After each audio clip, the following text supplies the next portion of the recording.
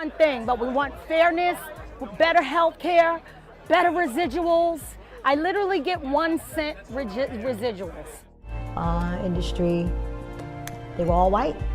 So it feels like that hook on Tyler Perry's neck isn't going anywhere soon. It seems like there's a new person every day with some spicy tea, and the spotlight is currently on Tichina Arnold. She's supposedly gearing up to spill some major secrets that could potentially put an end to Tyler's illustrious career. Now, we all know Tyler Perry is no small fry in the entertainment industry. He's a powerhouse who's built an empire with his incredible work. So, if Tichina is claiming to have the goods on him, it's got to be something pretty darn significant. Maybe even worse than what we already know. The rumors are swirling, suggesting that whatever Tichina's got up her sleeve could be a career ender for Tyler. It's got people wondering, what on earth could he have done that might trigger the cancel culture and potentially ruin the legacy he's worked so hard to create? Sure, Tyler Perry isn't someone who can be easily tossed aside in the industry, given his massive influence and contributions. But if there's any truth to these new revelations, it's bound to be a big deal. Anyway, let's get into it. All right, let me break down the Tichina Arnold situation for you. Tichina's not just some new kid on the block. She's been making waves in Hollywood for ages.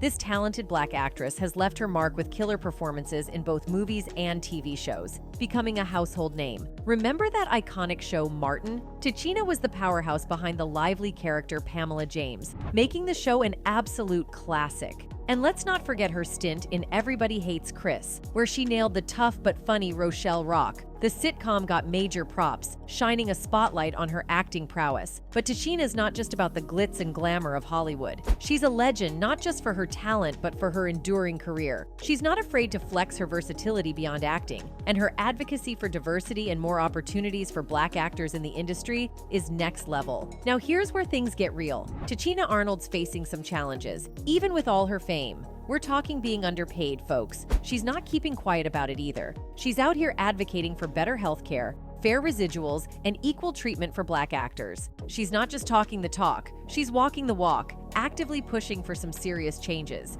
And guess what? She's shining a spotlight on the Hollywood industry's dirty laundry. Famous actors getting underpaid? Yeah, that's the issue. Tichina even dropped the bomb that she got paid $0 as a residual, and get this, the paper the residual was printed on cost more than that 1 cent. Now Tyler Perry's right in the middle of this controversy. Remember Monique? A few months back, she didn't hold back at the Apollo Theater, going after Tyler Perry, along with Lee Daniels and Oprah Winfrey. Accusations were flying about being unfairly sidelined from Hollywood. Monique spent over a decade calling out Lee Daniels, Oprah Winfrey, and Tyler Perry, claiming they worked together to blackball her for not doing promotional press for the 2009 film Precious. The real beef kicked off when OPR and Tyler decided Monique should hit the press circuit for the film without any paycheck. Monique wasn't having it and straight up said, "Nah, not in my contract." According to Monique, she only got a measly $50K for the whole movie, which was barely enough. Now they wanted her to jet around the world promoting the film for free? Not on Monique's watch. But Oprah and Tyler didn't take her refusal well at all. Instead, they started trashing her reputation in the industry, spinning a narrative about her being difficult to work with. Monique spilled the tea, saying Tyler Perry told her, "You may want to consider promoting this film because if you get nominated for an Oscar, your next film is $3 to $5 million.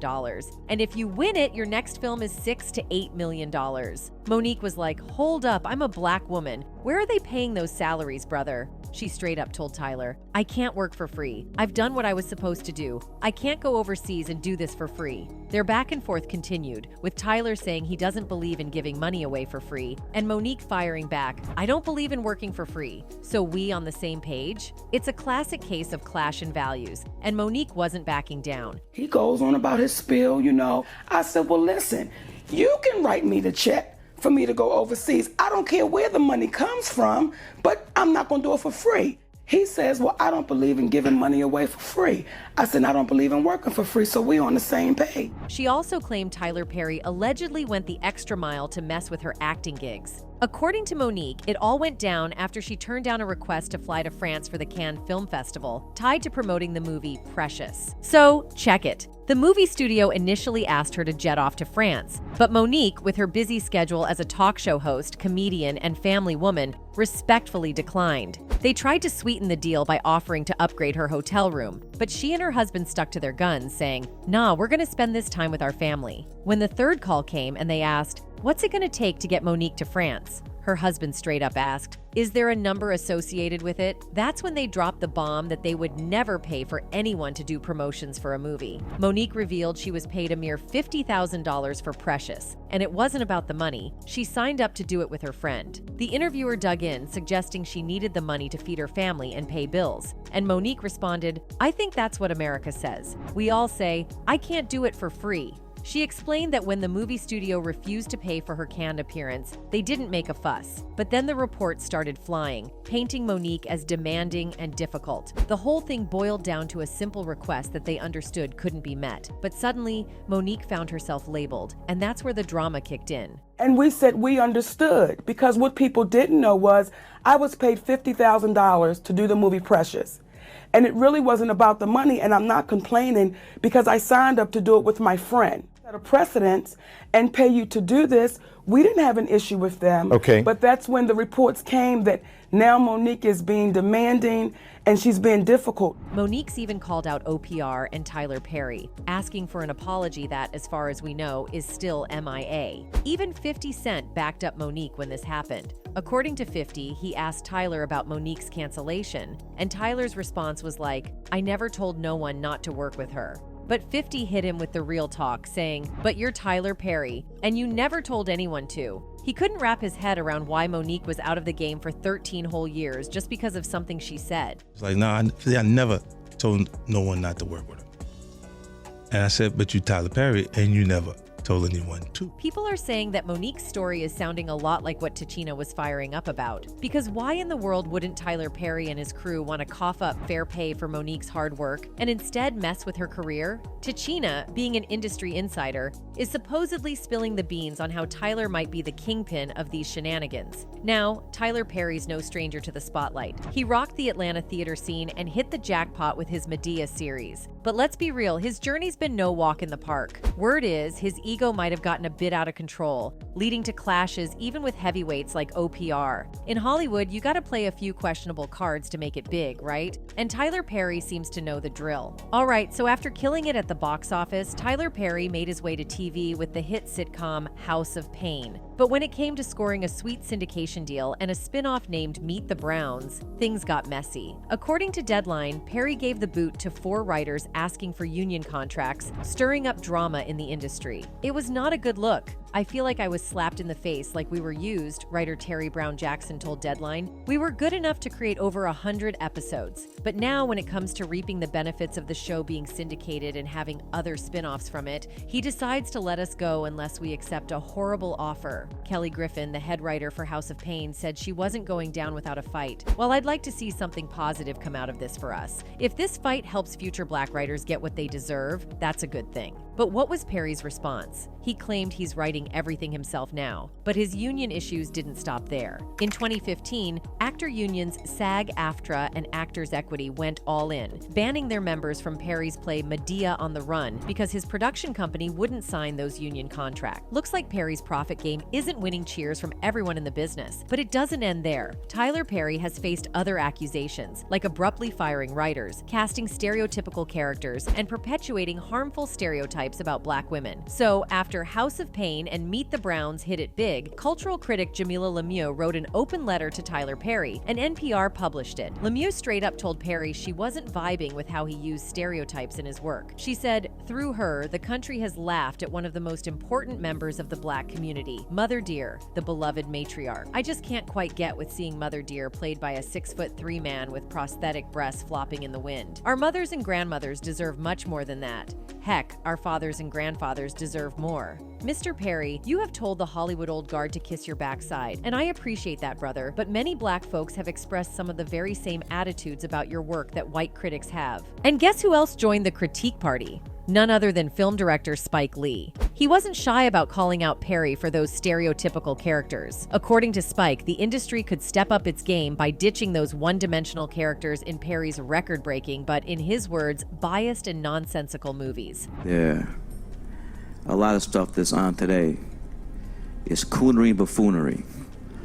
and I know it's making a lot of money. So, Tyler Perry's casting choices and how he portrays characters are raising eyebrows, sparking talks about his whole business approach. Some folks are saying Perry tends to stick dark-skinned actors in villain roles while making white characters the heroes in his films. Even Chris Rock chimed in, pointing out a pattern in Perry's movies. Rock noticed there's not a whole lot of kind and respectful black-skinned boyfriends in Perry's films. To drive his point home, he brought up Tupac Shakur, saying Perry's films could use a bit more variety in character representation. He said, Tupac might be a political leader if he was alive, but then again, Tupac might be in a Tyler Perry movie right now, so you don't know. He might be. Tupac might be the bad, dark-skinned boyfriend in the Tyler Perry movie. So Chris Rock's deal was this. He's saying Tupac, who was a big deal in his rap days, might not score a hero role if he landed a spot in a Tyler Perry flick. Rock figures, based on Perry's usual casting moves, the chances of Tupac getting cast as a hero would be pretty slim. Just Rock sharing his thoughts on how things roll in the Tyler Perry movie universe. He further went on saying, I would hope he's a senator, but he might be kicking Jill Scott down a flight of stairs. So Chris Rock and Spike Lee are on the same page, pointing out that Tyler Perry's casting and storytelling choices might be playing a part in certain movies' success, thanks to some biases. Take Steve Harris in one of Perry's classics, Diary of a Mad Black Woman. He's playing Charles McCarter, a successful lawyer who turns out to be far from the ideal hubby. Shockingly, he drops the bomb on his wife about another woman in his life, and then proceeds to treat her like dirt, eventually kicking her out. And then there's Blair Underwood, known for his stint in LA law and rocking Hollywood for over 4 decades. He spilled some tea about his early career and a run-in with the legendary Sidney Poitier.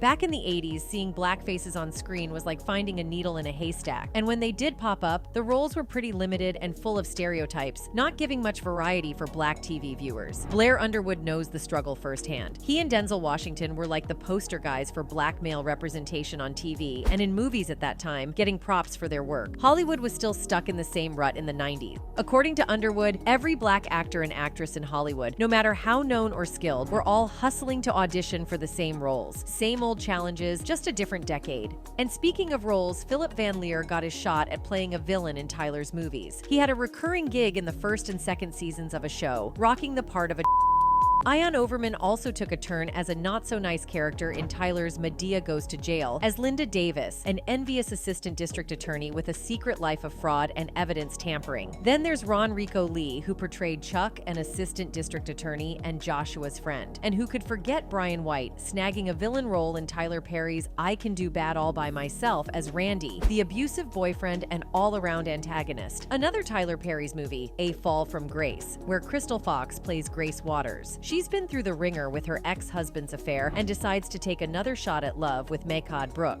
But surprise, as she gets closer to him, she uncovers some seriously dark secret. Grace's journey takes a twisted turn into love, betrayal, and the aftermath of people's choices. Now, Tyler Perry's movies like Acrimony always stir up discussions on Twitter and other social platforms. Some folks call out Perry for repeatedly showing the struggles of black women dealing with men's actions in his film.